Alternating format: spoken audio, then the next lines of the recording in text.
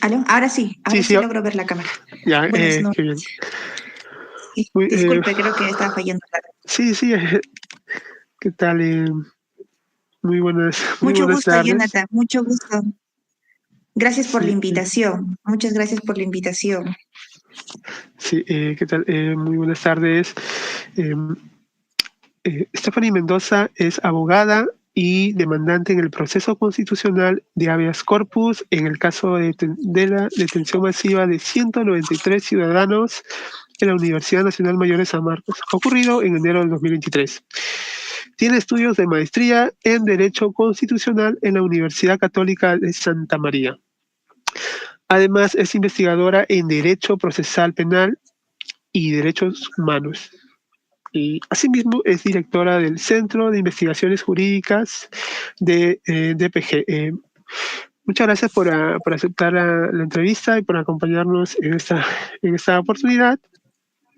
Sí, pues esta semana nos enteramos a través de tu perfil de Facebook que el Tribunal Constitucional había sentenciado el habeas corpus a favor de los ciudadanos que habían sido detenidos arbitrariamente en la intervención policial, ¿no? En enero del 2023. ¿Qué tal? Cómo fue ese proceso? ¿Cómo fue la defensa legal que le que pudiste dar a las personas que estaban alojadas en la Universidad San Marcos y que querían asistir a las protestas que se realizaban contra el régimen de Dina Boluarte?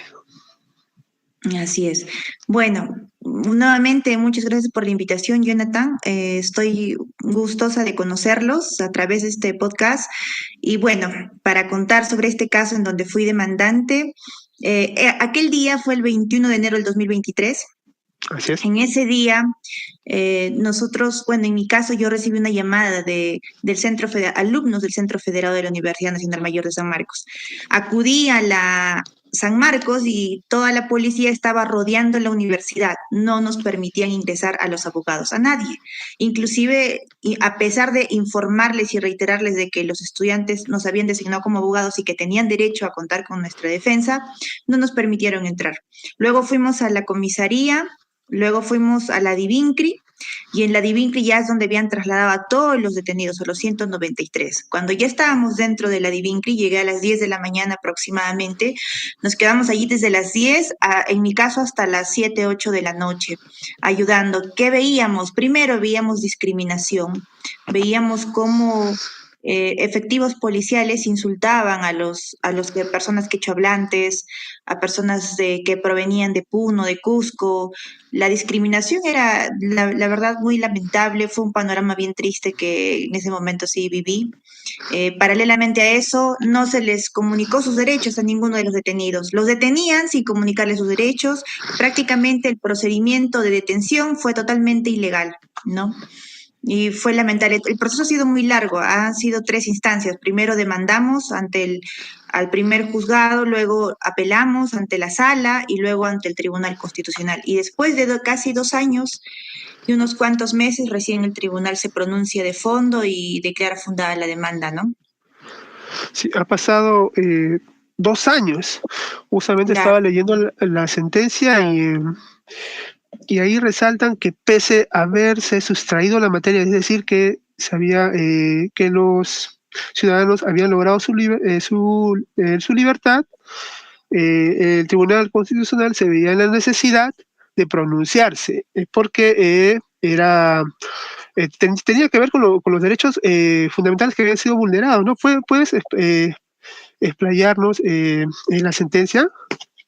Sí, claro, totalmente. Justo ahora en la imagen que estás compartiendo, ese es uno de los actos arbitrarios que se han cometido contra ellos. Por ejemplo, eso es un trato humillante, ¿no? Ponerlos contra el suelo, revisar sus pertenencias sin autorización, definitivamente constituían actos humillantes para todos los detenidos. Todos estaban afectados en ese momento. Ha sido muy, muy lamentable lo que ha sucedido. En cuanto a la sentencia que me consultas, sí, en definitiva son 3 votos singulares. No ha sido una sentencia como tal donde hay un solo pronunciamiento de parte de 3 magistrados, sino que cada uno ha querido dar su pronunciamiento singular de forma independiente, ¿no? ¿Y qué es lo relevante de esta sentencia o de los votos singulares en este caso? Primero, del magistrado Domínguez Haro, lo interesante es que él alega que se han vulnerado 2 derechos fundamentales, la libertad personal y la protesta, ¿no? En este caso, la protesta porque ha señalado de que la detención masiva ha impedido de que las personas que estaban dentro de la universidad luego puedan hacer uso de su derecho a la libertad de expresión, a la reunión, a la protesta, como se le llame, a través, saliendo, ¿no? Por ejemplo, a lugares públicos, ¿no? Que está permitido constitucionalmente. Entonces, no se les ha impedido, y eso lo ha reafirmado el magistrado Domínguez Haro, que es uno de los magistrados que ha hecho un análisis bastante amplio. Por otro lado, también ha reconocido el derecho a la protesta como un derecho constitucional implícito. Había, de alguna forma, cierto recelo por reconocer así taxativamente o de forma evidente y clara que el derecho a la protesta es un derecho constitucional implícito. Sin embargo, en este voto singular, el magistrado Domínguez Haro lo ha hecho, ¿no? Lo ha reconocido. También ha señalado justamente los actos que he informado, ¿no? Que se les ha notificado, se les ha comunicado sus derechos horas después de la detención, cuando ese es el procedimiento, es un procedimiento incorrecto. La lectura de derechos es al mismo momento de la detención. Lo otro importante es que ha resaltado el derecho de los estudiantes a alzar su voz, ¿no? Ha señalado de que los estudiantes no deben ser impedidos de defender sus ideas, sobre todo en contextos de crisis política. En este caso, por ejemplo, los estudiantes de San Marcos estaban de alguna forma alzando sus demandas sociales contra el gobierno de turno, ¿no? De Dina Boluarte. ¿Y qué sucede? De que justamente no se les permitía, digamos, hablar abiertamente, habían de alguna forma disconformidad en que ellos inviten a los provincianos a alojarse o a quedarse a dormir dentro de la universidad. Hubieron diferencias, sin embargo, la mayoría de estudiantes sí estaban de acuerdo con invitar a los provincianos como ayuda y también porque compartían esa crítica, ¿no? Crítica al gobierno de turno. Y justamente el magistrado Domínguez Haro resalta ello, ¿no? Invita a los estudiantes a que no pueden ellos impedirles a que ellos se pronuncien, que tienen derecho a alzar su voz, ¿no? Inclusive, lo bonito del voto singular del magistrado Domínguez Haro es el que la universidad no puede ser concebida únicamente como un centro de impartición de teoría, ¿no? Señala, donde los jóvenes solo repitan conceptos, sino que también la universidad es fuente de pensamiento, en donde ellos tienen que difundir sus ideas y hacer respetar sus ideas. Y al final finaliza el magistrado Domínguez Haro de que como tribunal no tienen que hacer, o sea, lo único que les queda hacer como tribunal es respetar y reconocer el derecho a la protesta, motivar su respeto, rechazar su vulneración y garantizar su ejercicio democrático. En ese sentido, es como que reivindica, ¿no? Reivindica el derecho a la protesta, el derecho a alzar su voz, el derecho de los estudiantes a defender sus ideas, que es algo muy importante porque prácticamente con lo que ha pasado que se permita que ingresen los más de 500 policías con una tanqueta, es prácticamente como una amenaza, una violación de los derechos, de que de alguna forma ocasiona de que los estudiantes terminen afectados o sientan de que no van a poder ellos expresar sus ideas, no se sientan intimidados. Y es lo que ha pasado después, porque luego se les han abierto investigaciones penales y todos esas sus demandas sociales, al contrario, han callado por temor, por las detenciones, por las investigaciones, por la persecución penal que han sufrido. O sea, todos han estado en un estado de shock, por así decirlo, ¿no? Buen tiempo, ¿no? Por eso es que esta sentencia de alguna forma sí resulta un alivio para muchos de los que han sufrido esta detención, ¿no? Sí, justamente mencionas, ¿no? Ingresaron 563 policías, se tumbaron la puerta 3 y detuvieron a 193 personas, incluidas una mujer embarazada y niños, además personas con discapacidad y cuatro periodistas. es lo que señala el informe La situacional Defensoría del Pueblo. de la Comisión Interamericana de Derechos Humanos que estuvo acá en aquella oportunidad, ¿no? También en ese momento la Defensoría del Pueblo mencionó que la intervención constituyó tratos crueles, inhumanos y degradantes, ¿no? E incluso tortura. Exactamente. Por ejemplo, se usó la Exactamente. fuerza policial de manera excesiva, se pronunciaron expresiones discriminatorias y racistas contra las personas manifestantes, ¿no? Quienes además, como ya señalaste, fueron reducidas físicamente y forzadas a estar de rodillas bueno, pues, en el piso, ¿no? Sí, sí, y justamente sobre lo que informamos también nosotros, presentamos nosotros de 8 ciudadanos sus declaraciones juradas en donde relataban lo que habían sufrido. Y se les decía, serranos de M, ¿por qué no se regresan a su puna? Las típicas, o sea, por así decirlo, frases discriminatorias de personas que no tienen la mayor ignorancia respecto de los derechos, ¿no? Del derecho a la igualdad, de que todos somos iguales, o sea, había un desconocimiento total de parte de los efectivos. Y como bien mencionas, la Defensoría del Pueblo pues informó de que habían niños, había adultos mayores, había una mujer embarazada. Cuando llegamos, inclusive había una señora que también estaba delicada de salud, estaba con la presión alta y entonces tuvieron que llevarla al hospital por exigencia de los abogados voluntarios de la Coordinadora Nacional de Derechos Humanos, porque si no hubiéramos entrado, porque nosotros entramos a las 10 de la mañana, abogados voluntarios como mi persona y también abogados de la Coordinadora Nacional de Derechos Humanos. Si nosotros no hubiéramos entrado a las 10, no hubiéramos podido exigir muchas cuestiones en favor de las personas y no sabríamos qué más hubiera pasado. Gracias a Dios fuimos más de 15 abogados, 20, incluso diría más, porque también luego entraron traductores para apoyar a los quechoblantes. Entonces, gracias a los abogados voluntarios, todos los que han ingresado, se ha tratado de que se respeten los derechos de esta mujer embarazada, de los adultos mayores, de las personas discapacitadas, ¿no? Y la Defensoría del Pueblo ha hecho un buen trabajo porque cuando apelamos ante la sala, justamente ingresó un representante de la Defensoría y señaló ello, ¿no? Confirmó, es como que mi persona como abogada señala, ¿no? Acá se han cometido actos arbitrarios, aquí se ha hecho uso de la fuerza desproporcional y la Defensoría confirmaba lo que nosotros indicábamos y eso ha ayudado a de que esta causa pueda llegar hasta el Tribunal Constitucional. Gracias a la Defensoría del Pueblo en aquel momento, ¿no? Sí, justamente estamos compartiendo tu presentación y ahí está justamente citas a una de las personas que se les había vulnerado pero está en el otro, está en la sentencia, está justamente donde insultan a las personas detenidas, como dices, ¿no? Eh, como serranos de mierda, ahora sí, ¿qué va a pasar? Ahora sí, ponte machito, ponte valiente. Y además, Ujú. a ver, ellos fueron acusados de usurpación agravada, daños y robo agravado, además también de disturbios. Pero estos tipos penales fueron descartados el 24 de agosto del 2023 y las investigaciones archivadas por disposición fiscal.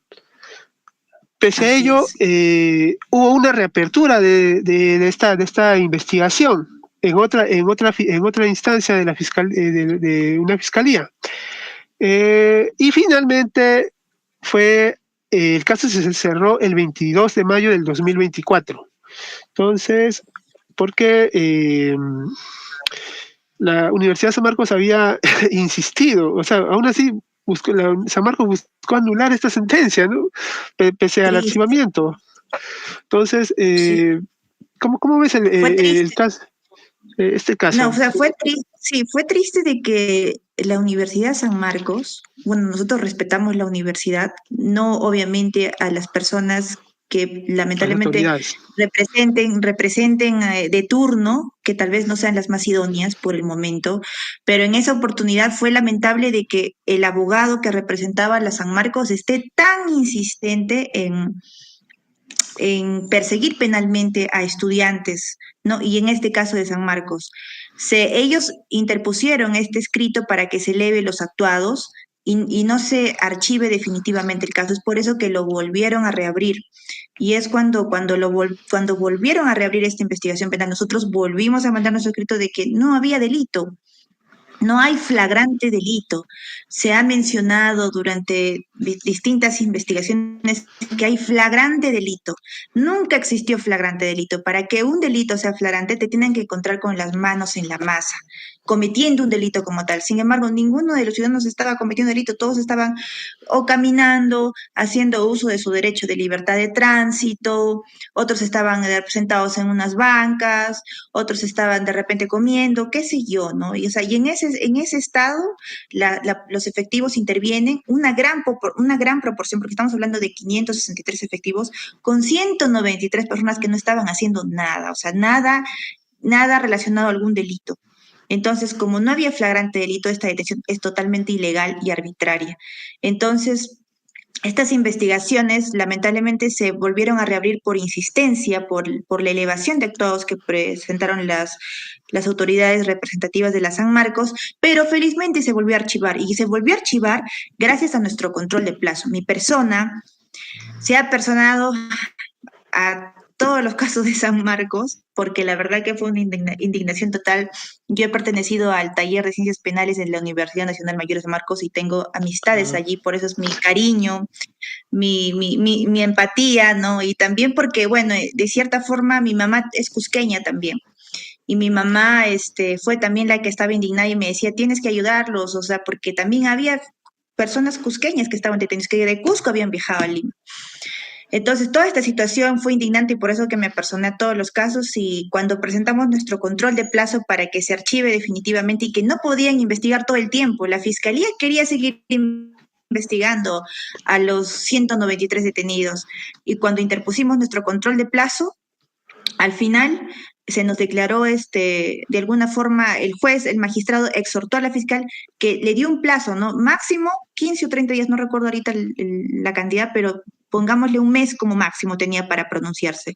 Y efectivamente, el último día, el día que exhortó el magistrado a la fiscalía por pedido de nuestra parte, es que ya se pronuncian definitivamente y ya no procedía mayor cuestionamiento y se quedó archivado definitivamente y eso sí fue también otro logro, ¿no? Y eso fue lo que nos permitió a nosotros en la audiencia ante el Tribunal Constitucional señalar de que no había investigación penal abierta contra ellos, entonces no había delito, o sea, era irrazonable y lógico que esta causa no sea fundada porque los detenidos no cometieron ningún delito. Entonces, como no cometieron ningún delito y no había ninguna investigación penal aperturada contra los 193 detenidos, correspondía que se declare fundada la demanda porque se había vulnerado su libertad personal al ser una detención ilegal y arbitraria, ¿no?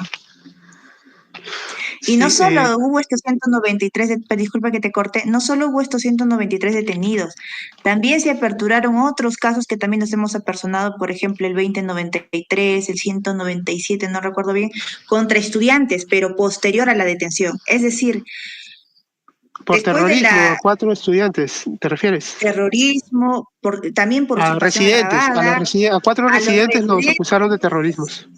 Sí, también por usurpación agravada, también por secuestro. Dios mío, eso también fue terrible.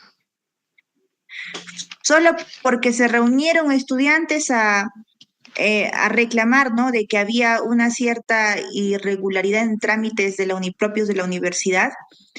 Y los estudiantes querían exigir reclamar a las personas que estaban en esa reunión, que eran autoridades de San Marcos. Y estas autoridades los denuncian a estos estudiantes por secuestro, que porque no les dejaban salir, los habían secuestrado dentro de la universidad.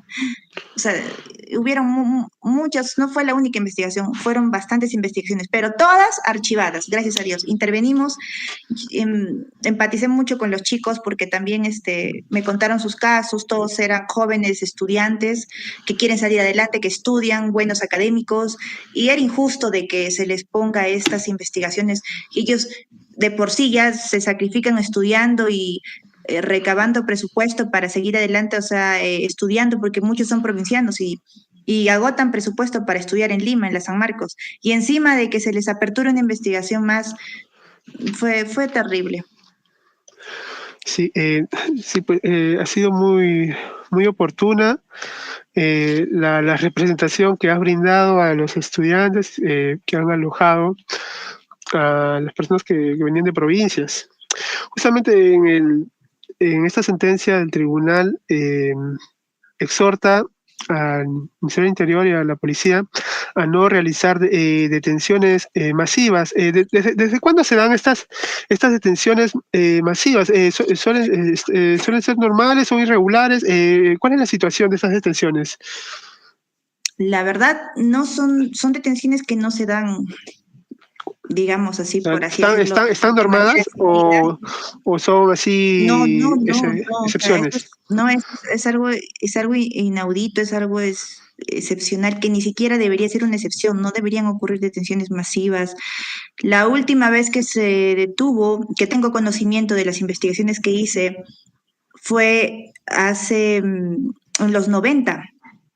En los 90 se detuvieron también a estudiantes de San Marcos, porque los mismos también estaban contra el gobierno de turno y se los mandó a detener. En ese caso no fueron 193, fueron algo de 30, 40 aproximadamente. Te comento, yo estoy elaborando un libro justamente sobre estos casos, todos los casos de San Marcos que he llevado para informar cómo ha sido, ¿no?, la defensa, porque al final, si bien es cierto, esto ha ocurrido ahora, pero tal vez de acá a 40 años más, 50 años más vuelve a ocurrir, porque lamentablemente las crisis políticas son cíclicas a veces, ¿no? Entonces, estaba redactando un libro en donde justamente estoy investigando este tema y he descubierto eso, ¿no? De que la última detención masiva que hubo fue en los 90, se detuvo a estudiantes de San Marcos también y también de la UNI. Y en aquel tiempo fue en el régimen, pues, si mal no recuerdo, de Fujimori. Entonces esta sentencia tiene mayor importancia. Y otra cosa más es que plaza que no se criminalice la protesta, ¿no? Teniendo en cuenta que estamos en un régimen que ha acribillado a más de 50 personas por ejercer su derecho a la protesta, ¿no? Quechohablantes y aymaras, que han perdido su vida entre diciembre del 2022 y enero del 2023. Sí, le comento, yo fui a Puno, justamente para el libro que estoy elaborando, fui a Puno y he elaborado encuestas, más de 10 encuestas a ciudadanos de Puno, que han también estado en la investigación de 193 detenidos. Y en la encuesta pongo todos los actos, hago una lista de actos arbitrarios e ilegales y que marquen de todos ellos qué actos han sufrido, ¿no? Y en esto estaba discriminación, golpes, violencia, insultos. Y cuando les preguntaba a todos, ¿por qué crees que te han detenido, no? Porque vengo de Puno, porque soy de Puno, o sea, todo se debía a la discriminación en sí. Y paralelamente a eso, cuando estuve allá, me contaron de que, o sea, las órdenes que habían digamos, por así decirlo, usar la fuerza para supuestamente impedir las protestas en Puno, en realidad no era tanto así, ¿no? Una señora me comentó de Puno de que habían personas caminando y que simplemente disparaban desde los helicópteros. O sea, fue lamentable. Incluso me contó una persona, no sé si esto será real, pero bueno, me contó como testimonio de que un niño, inclusive es un joven, es un niño, adolescente, se vio a comprar pan y también falleció en esas circunstancias. O sea, se vio a comprar pan, ni siquiera estaba en la Sí, así protesta es, y le hubo cayó el casos, ¿no? disparo. Amnistía Internacional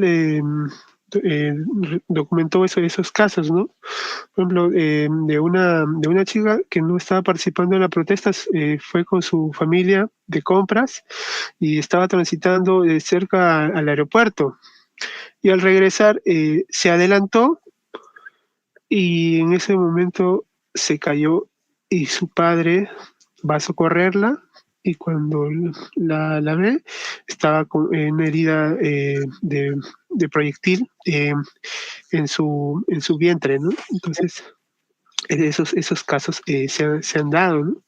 Donde Y, se han... y sabes, algo importante de eso, que también lo informé a la sala cuando apelé la demanda, es que este decreto supremo que declaró estado de emergencia, como los otros tantos decretos supremos, se valen de que supuestamente hay actos de terrorismo, dicen dentro, o sea, supuestamente declaran en estado de emergencia porque hay actos terroristas, pero ¿en base a qué información ellos concluyen que son actos terroristas? A través de un documento secreto. Señalan así, es un documento secreto y nadie puede verlo. O sea, es decir, que declaran en estado de emergencia en base a que supuestamente han existido actos de terrorismo. ¿Por qué? Porque así lo dice ese documento secreto. Y entonces nadie puede tener ahorita porque supuestamente es secreto, pero ya la Corte Interamericana de Derechos Humanos ha establecido de que en casos de violaciones de derechos humanos no se puede alegar este secretismo. Y esos documentos al final van a tener que ser abiertos en las investigaciones penales, como las que se deben estar dando ahora de los fallecidos en Puno y también de los detenidos ahora por abuso de autoridad que están siendo, que continúan. Sí, hay personas que continúan privadas de su libertad. Por ejemplo, en Cusco, el caso de 4 jóvenes que habían sido, que fueron sentenciados a 6 años de cárcel Contra por, autoridades por policiales. hubo una desconexión, me parece. Sí, te Sí, comentaba que hay personas que aún continúan detenidas por haber participado en las movilizaciones de enero de 2023. Uno de ellos es el caso de Cusco, de 4 jóvenes que fueron sentenciados por participar en las protestas. Y sus familiares estaban realizando actividades profundas para poder pagar la semi-libertad, ¿no? Ya que ya estaban 2 años detenidos, privados de su libertad, entonces para que salgan un semi-libertad, ¿no? Entonces, esas situaciones se han estado dando en estos 2 años, Stephanie. sí, justamente acá estoy con el informe oral que había remitido en segunda instancia. Y bueno, solo para informar, ¿no?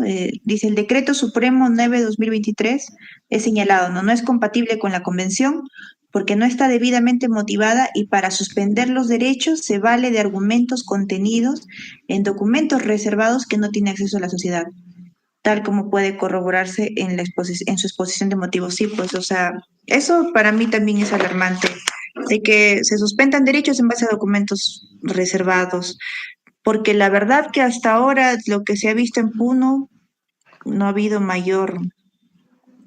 no ha habido hasta ahora, ¿no? Un indicio de que hayan existido actos de terrorismo como tal, inclusive todas las investigaciones son archivadas, al menos en caso San Marcos, todos los detenidos, estudiantes, todo está archivado.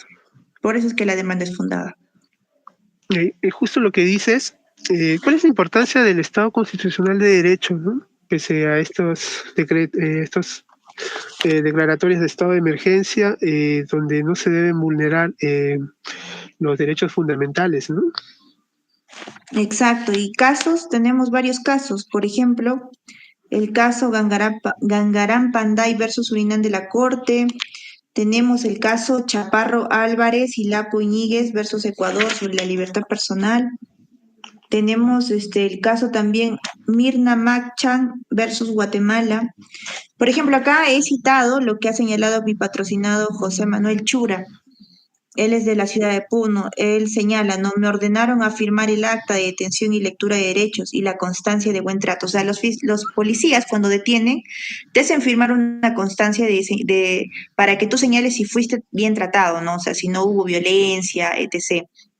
Y sin embargo, yo le digo, ¿te consultaron? ¿Te hicieron firmar? No, es que ni siquiera me consultaron, me obligaron a firmar de que fui bien tratado. O sea, hasta ese nivel ocurría la actuación arbitraria, ¿no? Inclusive me señala de que hubieron documentos en blanco que no le habían llenado con sus datos y que le hacían firmar forzosamente, ¿no? El otro caso de la señora Edith Vaca Valer señala, me empiezan a perseguir más de 20 policías, apuntándome con sus armas, haciendo disparos al aire. Me detengo y me obligan a arrodillarme en el suelo y veo que viene un policía y con su arma me golpea en el brazo izquierdo. O sea, esos son ejemplos, ¿no? Pero son varias. En mi caso, yo presenté las declaraciones juradas del relato de los hechos que sufrieron cada uno de mis patrocinados, que fueron 8, ¿no? Y también yo imagino que ha servido para que los magistrados de alguna forma tengan más cercanía con lo que ha pasado cada uno de ellos. O sea, no se trata de que todos fueron detenidos y ya, no. Cada uno de ellos ha sufrido violaciones distintas, de distinta naturaleza. Otros comentan, por ejemplo, que fueron desnudados dentro de la Divincri. Inclusive otra de las patrocinadas narró de que cuando estuvo detenida en la Divincri, la metieron a una carceleta que era la peor de las carceletas que estaban ahí. Estaba no había ventana, no tenía dónde orinar, tuvieron que orinar ahí mismo. Eso, en definitiva, son tratos denigrantes y humillantes, como ha señalado la Coordinadora Nacional de Derechos Humanos, ¿no? Sí, esta sentencia ha sido, bueno, una buena noticia, un buen precedente, de cierta manera alivia, ¿no? El malestar que se vive en el régimen que vivimos, que criminaliza los derechos políticos.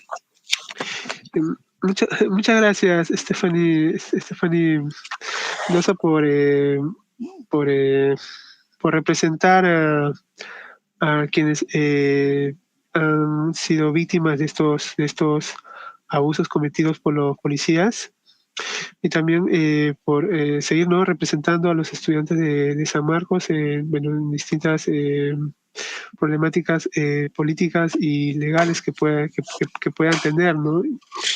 Y bueno, pues muchas gracias por tu tiempo y esperemos conversar contigo en otra oportunidad, ¿no? No, sí, gracias a ustedes por la invitación. Voy a investigar más sobre su podcast, voy a escucharlos también continuamente. Como estoy en el lado del derecho, también estamos ahí con los casos, ¿no? Entonces, de alguna forma, conocerlos y conocer su medio me es muy útil, la verdad, porque Sí, difunden cosas interesantes. sí, muchas gracias. Justamente acá en Rojo y Negro Podcast hemos eh, comentado el último caso en octubre del 2024, donde unos matones ingresaron a la universidad para agredir a los estudiantes que habían tomado la universidad. Entonces, a raíz de ello se abrió una comisión investigadora que supuestamente iba a investigar a los responsables de estas masacres. Pero al final esta comisión lo que hizo fue limpiar a los vigilantes y a los operadores políticos que habían traído a los matones a la universidad para golpear a los estudiantes, ¿no? Bueno, habrás estado al tanto también, al tanto de ese caso. Sí lo escuché de forma genérica, no me adentré mucho porque ya en ese tiempo también recuerdo que estaba pendiente de esta demanda que también nos ha cargado un poco laboralmente, pero y al final este caso entonces terminó de manera, o sea, no hicieron mayor investigación o sancionaron a los responsables realmente. Fue una comisión interna de la propia universidad y bueno, sus resultados iban a ser elevados al Ministerio Público para que realice la investigación. Pues entonces está ahí, está publicado el informe en la página de la universidad, ¿no? Acá también hemos reportado este caso, le hemos dado seguimiento desde octubre hasta enero, donde se presentó el informe final, ¿no? Entonces, ¿Y cómo está ahora el caso?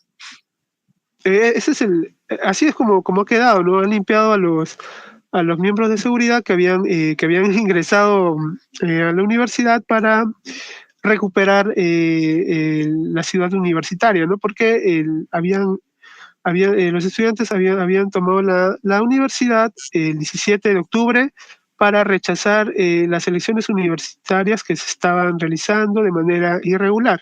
Entonces, lo que hizo en ese momento la oficina de seguridad era recuperar la universidad mediante el ingreso de estos vigilantes, pues de estos vigilantes y matones que entraron con piedras y palos y agredieron a los alumnos, pues. Ahí, en ese mismo momento en la noche, cuando se estaba procediendo esta invasión, esta masacre, la rectora de San Marcos era entrevistada en Canal N, y ella decía, bueno, que no estaba al tanto de lo que sucedía, porque en ese día ella estaba participando en la elección de los miembros de la Junta Nacional de Justicia, ella como representante de las universidades públicas, ¿no? Eso es lo que está pasando, ¿no? Entonces nosotros hemos hecho un reporte, creo que 2, 3 programas hemos hecho, ahí los puedes ver en el canal y vamos a estar en contacto, cualquier novedad nos puedes escribir por interno, ahí con César, también conmigo. Y muchas gracias. Cuídate hasta otro momento. No, gracias a ti por la invitación nuevamente y bueno, ese caso que me has comentado que de alguna forma se percibe impunidad, se puede reabrir. Tal vez si vuelven a identificar o alguien da un testimonio adicional, se puede reabrir en la Fiscalía Penal, eso no hay problema.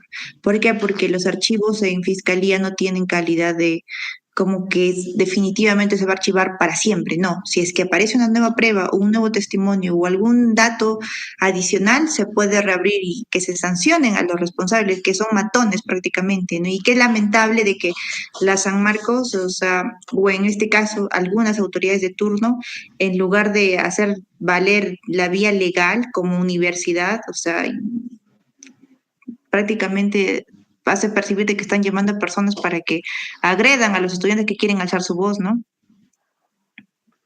Así es. Sí, justamente así. Bueno, así está la situación en la universidad. Está de aniversario, ¿no? Sí, Vamos pues, eso me a ver comentaron. este tema que vamos a comentar en breve, ¿no? Ah, ya. Sí, Los dejo, entonces, muchas gracias y ya, ya en una próxima oportunidad conversaremos otros temas. sí, así es. Hasta pronto. Hasta pronto, hasta luego, cuídense mucho. Igualmente.